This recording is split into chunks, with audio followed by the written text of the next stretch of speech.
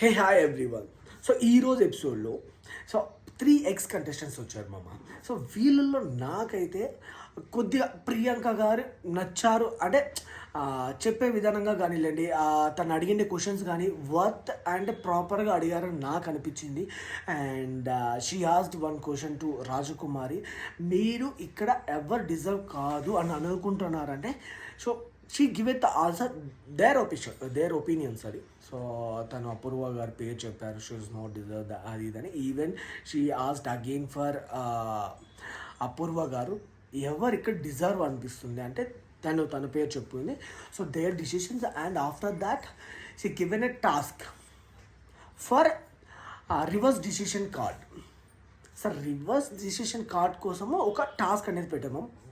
నాకైతే ఓకే అనిపించింది. బట్ ఇక్కడ ఏంటంటే మైండ్ గేమ్. సో నీ మైండ్ గేమ్ ప్లే చేయాలి ఇక్కడ. నాకైతే రాజ్ కుమార్ గారు చాలా అంటే చాలా బాగా నచ్చారు ఇక్కడ. ఇక the reason I will tell you. So every one, even Charan కూడా నాకు ఎందుకో ఇక్కడ సేఫ్ గేమ్ ఆడారు అని అనిపించింది. తను అంతా లైక్ నేను ఎక్స్పెక్ట్ చేస్తాను కదా ఈ పర్సన్ బాగా ఆడాలి, సో టాప్లో ఉండాలని. బట్ ఎందుకో చరణ్ ఇక్కడ డిసప్పాయింట్ చేశాడని నాకు అనిపించింది. సో ఫస్ట్ అయితే అపూర్వ గారు ఎలిమినేట్ అయిపోయారు ఈ గేమ్లో. She tried but she lost.